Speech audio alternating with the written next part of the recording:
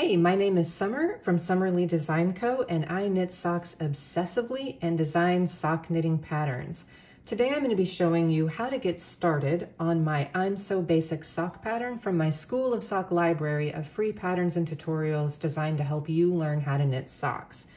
I've got a video from the first part of this series that details all the materials you'll need and talks about all the different kinds of sock yarn out there. So if you haven't seen that yet, you might want to check it out if you're new to sock knitting and a little bit overwhelmed by all the different yarn choices.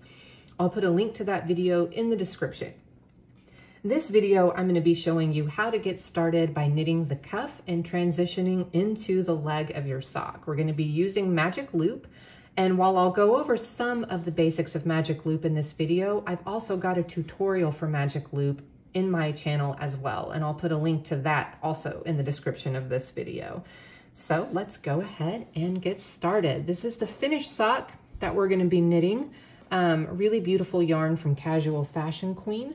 And the cuff is knit in my absolute favorite, which is Patton's Croy, and the color is muslin, and it's a little bit thicker than standard sock yarn, but I kind of like that because it gives us good durability on our heels and on our toes, which are the hardest wearing areas. So we're going to get started casting on our Patton's Croy. I've already cast on my stitches, as you can see, and I used long tail cast on, which I think is a great choice for socks. It's pretty stretchy. Gosh, I'm so tangled here. There we go. Long tail's pretty stretchy. I really like it. It's a good basic cast on. So I went ahead and cast my stitches onto my needle, ready to go. I'm using the Chiagu US size 1 circular needles. They're my favorite for sock knitting. Plenty of length to do Magic Loop. The cord's really flexible, and I really like the tips. I think that the yarn just flies right off of it, and the socks go so super fast. So I'm knitting the size medium, so I cast on 63 stitches. You'll notice that for most sizes, we had to cast on an odd number, and that's because we're doing a 2x1 ribbed cuff. So our cast on number needs to be divisible by 3. If you're knitting the small, medium, or extra large, you had to cast on an odd number. If you're knitting the large, you got to cast on an even number. Later on, when we transition to the leg, we'll resolve that and make sure that we're left with an even number for everybody. But for now, most of us have an odd number. And all that means is that whenever we divide up our stitches on the needles to start Magic Loop, we'll have one more stitch on one side than the other. So the first thing we want to do, of course, is divide our stitches up. And with Magic Loop, you just divide them in half. So I've gone ahead and put a marker at my halfway point so you don't have to watch me count. And we're going to go ahead and just bend the cable and then pull it out at that halfway point, just like that. Okay, I'm gonna go ahead and remove this marker because I no longer need it. Okay, so now we're ready to get started. We've got our stitches divided up, and again, for me and for someone knitting the size smaller, extra large, you're gonna have one more stitch on one side than the other for now. With Magic Loop, we want to make sure that our working yarn and our yarn tail is on the back needle, the one that's furthest away from you. And then the stitches we're about to knit are going to be on the front needle, the one that's closest to you. So the first thing we want to do is scooch these stitches up to the tip on the front needle, and on the back needle, we're going to pull those stitches down onto the cable, giving us a lot of cable so that we can get our needle where we need it to be to start knitting. And now we're going to join for working in the round and start our rib pattern. With Magic Loop, I don't place a marker whenever I join for working in the round, because anytime your yarn tail is on the right, you're at the beginning of the round. So that kind of denotes the beginning of the round for me, and I don't really need a marker, but you're more than welcome to put one in if it makes you feel a little more comfortable. And so we're ready to get started. We're going to dip our needle up under our working yarn and then put it in our first stitch. And the reason we put it under there when we start is so that our working yarn doesn't get tangled up inside the loop. But if you forget, it's no big deal. So we're gonna knit 2.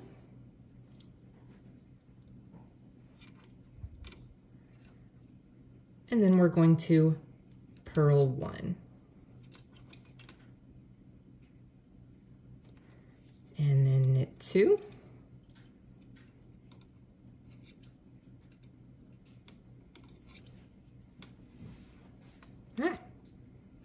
and then purl one. It's kind of hard to knit when you're filming a video of yourself knitting.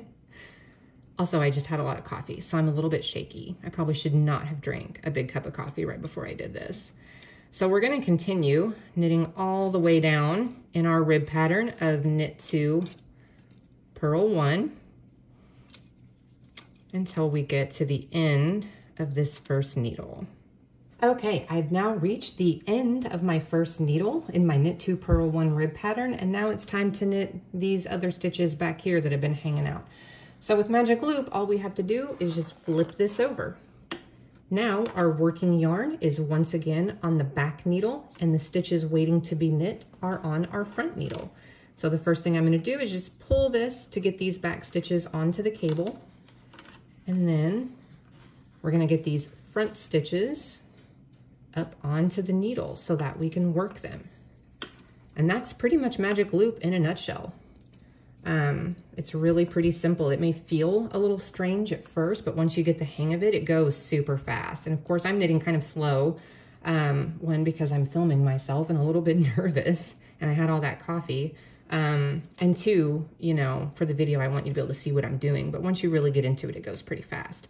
So now we're going to pick up our knit 2, purl 1 pattern. I ended on knit 2, so I'm going to start this needle with purl 1. And knit 2. And purl 1. And we'll just keep going all the way to the end of this needle, and then we'll flip it and start on round 2 after we finish that. So that's basically the first round, and you're going to keep going in that knit 2, purl 1 rib pattern until your cuff measures 1 inch. The great thing about socks is that you can customize them to what you prefer. So if you do not want a thick cuff that's 1 inch long, you can always make it shorter. You could do 3/4 of an inch. You could do 1/2 inch if you wanted to. I like my sock cuffs kind of thick. And then the cuff that I used that you'll see in the pictures in the pattern is 1 inch in length. So if you want it to kind of look like the pattern, go ahead and knit it, your cuff approximately 1 inch. And again, if you want it shorter, you can always do that, or longer if you want. So I've already got a cuff ready to go. Again, this cuff is 1 inch in length. I'm ready to join in my yarn and start on the leg. As we said earlier, some of us have odd numbers and we need to get to an even number.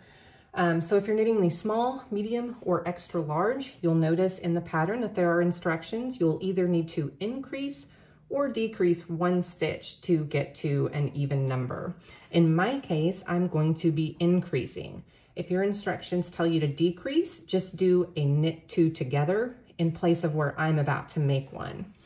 So I need to get this ready. I've already cut my contrast yarn, and I'm now ready to join in my main color. Again, this is Casual Fashion Queen. She's a great indie dyer, and this is her color Astral, and it's really, really beautiful. So get my stitches on my front needle scooched on up there. When I join in yarn, all I do is I lay it over the needle like this, and then I just kind of grab it and then knit my stitch.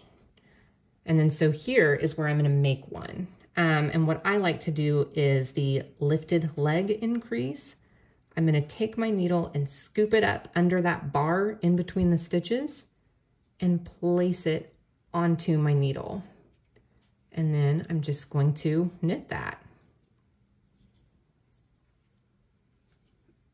And I've increased. We're no longer doing our rib pattern because we're onto the leg. We're just doing straight stockinette, so no more purling. We're just gonna knit, knit, knit. So now I'm just going to knit around. And following magic loop, we're just gonna keep on knitting. So again, if you had an odd number for your size, you either need to do an increase or do a decrease. You will knit 1 stitch and then do your increase or decrease, and then you'll just keep knitting all the way around. And that's pretty much it. Now we're on to the leg, and it is smooth sailing from here to the heel flap. You're just gonna be knitting in stockinette in the round for as long as you want your leg to be. In the pattern, I call for knitting your leg until it measures 6.5 inches from the cuff. So if you look at my sock here, from here to here is 6.5 inches. You can knit your leg as long as you want it to be. If you want it here, that's really up to you. Again, socks are so customizable, so you can keep knitting it for as long as you want. Just keep in mind, a skein of sock yarn is usually anywhere between 400 to 450 yards. So you do want to kind of take that into account. You don't want to make knee socks because you might run out of yarn. I really like 6.5 inches. I think that's a good length. I don't like my long socks to be too short. So I generally knit mine between 6.5 and 7 inches long. So that's what you want to do. You just want to keep knitting in the round, all of this. And then the next video, we're going to talk about doing our heel flap for the heel flap and gusset. I'll put a link to that in the description of this video as well. And of course, all of the tutorial videos for my School of Sock, I'm So Basic Sock, are on my channel. I have lots of other good tutorials there as well as my podcast. So go ahead and hit the subscribe button if you want to see more, and like this video if you found it really helpful. And the next time I'm back, we'll talk about doing the heel flap, which is not as scary as it looks if you've never done a heel flap and gusset. Thanks for watching.